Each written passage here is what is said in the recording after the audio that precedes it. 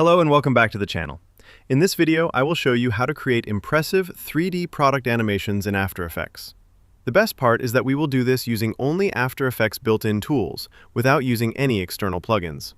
If you enjoy this type of practical tutorial video, please remember to like the video and subscribe to the channel. Now, if you are ready, let's move on to our video. Great! Now, let's first create a new composition and name it. We will leave the composition settings as they are and click OK to create the composition. Next, let's create a new solid and name it Background. From the Effects and Presets panel, drag and drop the Gradient Ramp effect onto the solid. In the Gradient Ramp settings, set the ramp shape to Radial Ramp. Set the start color to red. Also, set the end color to red, making the color a bit deeper to create a smooth red transition. Now, let's add a new solid layer to our scene and leave its color as dark red. Now, we will make this solid layer 3D and press the R key to open the rotation settings. Set the X rotation value to 90. Now, let's move this layer down and adjust its size. This layer will be our floor layer. Next, let's soften the sharp line in the background. Select the Rectangle tool from the top panel and apply a mask to the layer. Set the mask mode to Invert to reverse the effect. Now, open the mask settings and zoom in to see more clearly. Here, increase the feather value to soften the transition. Finally, while the layer is selected, open the Position settings and adjust the layer's position on the Z-axis to fine-tune its placement. Great! Now let's drag our model from the Project panel and drop it into the workspace. Click OK in the settings window that appears to add the model to our scene. Now let's open the Scale settings for the model and scale it up to fit the scene. We are carefully adjusting it so that the model sits perfectly on the floor. Now let's open the Position settings for the model. With the playhead at the start of our scene, add a keyframe to the Position setting. Move forward 10 frames and add another keyframe. Go back to the first frame and move the model upward. Great! Now let's go to the last keyframe, move forward 3 frames, and move the model slightly upward again. Now move forward 3 frames again and copy-paste the second keyframe here. Move forward 3 frames again and move the model upward. Move forward 3 frames once more and paste the keyframe we copied earlier here. By doing this, we are applying a bounce effect to the model. Now select all the keyframes, apply Easy Ease, and open the graph editor to adjust the speed of the first keyframe from slow to fast. Now set the scene view to fit and play a short preview. Great! Now hold down the Shift key and open the Scale settings. Move forward 6 frames and add a Scale keyframe. Great! Now move back 1 frame and move the Position keyframes to this point in time. Great! Let's go to the start of the scene and set the Scale value to 0. Select the keyframes and apply Easy Ease. Now let's have a short preview again. It looks great. Okay, now hold down the Shift key and open the Rotation settings. Go to the last keyframe of the ones currently in our scene and add a keyframe to the Z rotation setting. Now go back to the beginning and add another keyframe. Now go back to the last keyframe and set the rotation value to 1. Now select the keyframes and apply Easy Ease. This way, the model will rotate 360 degrees on its own axis as it enters the scene. Great! Now move forward 20 frames and we can close the model settings. Now let's add a new null object to our scene. Hold down the Control key and double-click the anchor point icon to move the null object anchor point to the center. Now we adjust the null object to the exact center of the model and make the null object layer 3D. From the camera settings, set the active camera to top to align the null object perfectly in the middle of the model. Great! Now let's go back to the active camera settings. Now set the composition view to Fit. Select the 3D model and use the parent link to parent the model to the null object. Great! Now let's open the Position settings of the null object and move the null object to the current time. Then add a Position keyframe. Now move forward 20 frames and move the model toward the left side of the scene. Great! Now hold down the Shift key and open the Rotation settings. return to the first keyframe and add a keyframe to the Y rotation value. Now, go to the last keyframe and set the rotation value to 1. Afterward, select all the keyframes and apply Easy Ease. Open the graph editor and adjust the speed of the keyframes.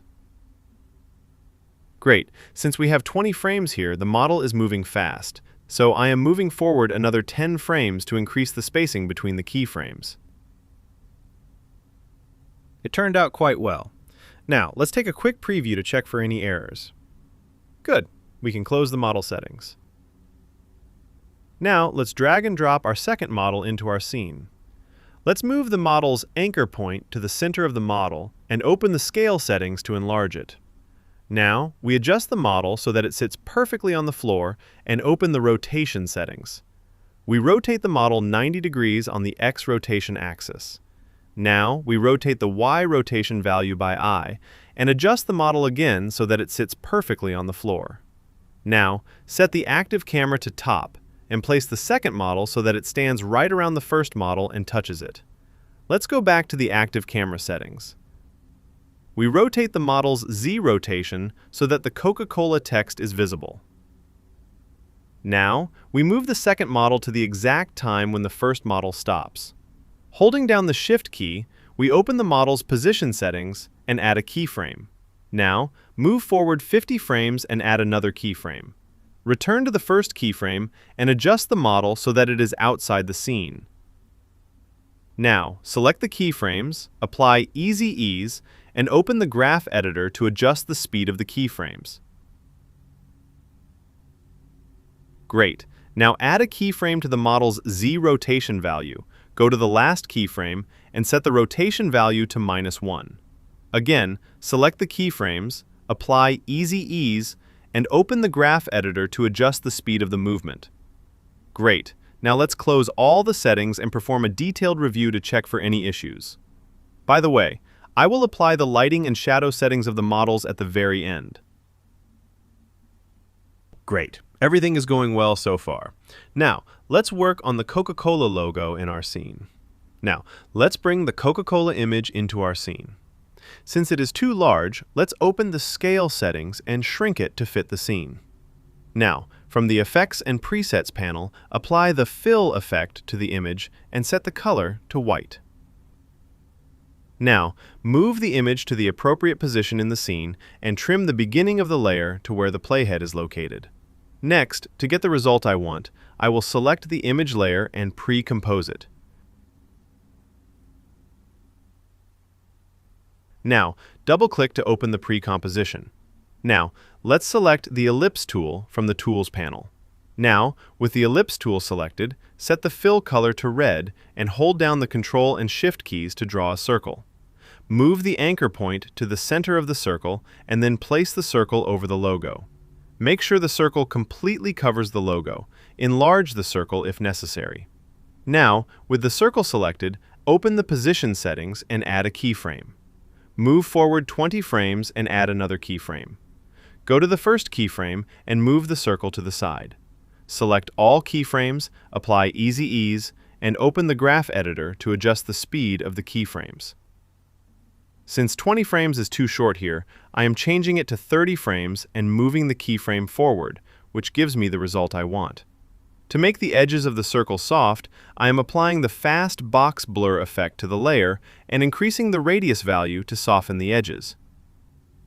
I only want the logo to be visible where the circle is. With the circle layer selected, I will set the mode to Stencil Alpha. This way, the Coca-Cola logo will only be visible within the area of the circle. Great! Now, let's return to our main composition. Great! Now let's create a line under the Coca-Cola logo. Let's select the Pen tool, then turn off the fill and activate the stroke. Set the stroke value to 20. Now, zoom into our scene and draw a stroke the length of the logo in detail. To make the beginning and end of the line thinner, I am opening the parameters of the shape layer and turning on the taper setting in the Stroke tab. Now, I set the start value to 100, and I do the same for the end value, so the edges of the line become thinner. Now, set the composition view to Fit. Here, I will zoom into the logo to position the line appropriately under the model, and I will move the anchor point to the exact center of the line. Set the composition view to fit again, and with the shape layer selected, open the scale settings. Now, go to the moment when the Coca-Cola logo appears and trim the beginning of the line layer to align with that time. Then, remove the chain icon in front of the scale setting and add a scale keyframe. Now, set the scale value to 0, move forward 30 frames, and this time set the scale value to 100. Select the keyframes and apply Easy Ease. Open the graph editor and adjust the speed of the keyframes. Great, I am getting exactly the result I wanted. Now let's type the other text in our scene. Now let's select the text tool and click on an empty area in the scene to type our text. Next, let's open the scale settings of the text and enlarge it to fit the logo. I am moving the text's anchor point to its center and adjusting the text in detail so that it fits nicely with the Coca-Cola logo, perhaps even making it slightly smaller. Now, let's go to the time when the line is fully formed and move the start of the text layer to that point. This time, I am opening the position settings of the text layer and adding a keyframe. Move forward 30 frames and add another keyframe. Go back to the first keyframe and adjust the text so that it sits right on top of the line. Now, I am selecting the keyframes and applying Easy Ease. Then, I am opening the graph editor to adjust the speed of the keyframes. I don't want the text to be visible above the line, so I am selecting the rectangle tool, turning off the stroke, and activating the fill. The color doesn't matter here, so feel free to use any color you like. Now I am drawing a rectangle the length of the line and placing it right under the line. Great, now I am setting the composition view to fit and moving the layer to the same start time as the text. Now I am selecting the text layer and applying track matte to the shape layer. This way, the text will only be visible within the area of the rectangle.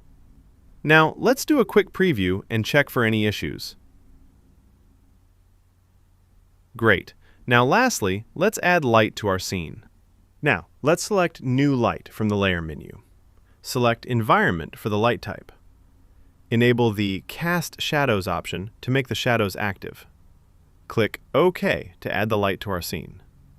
Now, drag and drop the HDR texture layer into our scene. I will share the download links for this 3D model and the HDR texture in the description box. Now, select the HDR layer from the Source section. Open the Transform settings and adjust the direction of the light to suit our scene. After finishing this, we can see that the model doesn't have a shadow. Open the Render Option settings from the Advanced section and set it to Fit to Scene. We still don't see the shadows. To fix this, change half to full. Now the shadows are visible. Now, open the light settings again to refine the light direction. We do this to ensure the light hits from the correct angle so the shadows appear more detailed. Okay, let's close the light settings and set the animation duration to 7 seconds. Now, go to the Coca-Cola layer and activate the Motion Blur feature. Go to the main composition and enable Motion Blur for all layers there as well. Now, let's do one final preview. And that's it! Our animation is ready! You can create professional 3D product animations without using any external plugins. Thank you for watching. If you found this video helpful, please don't forget to like the video and subscribe to the channel. See you in the next tutorial. Goodbye!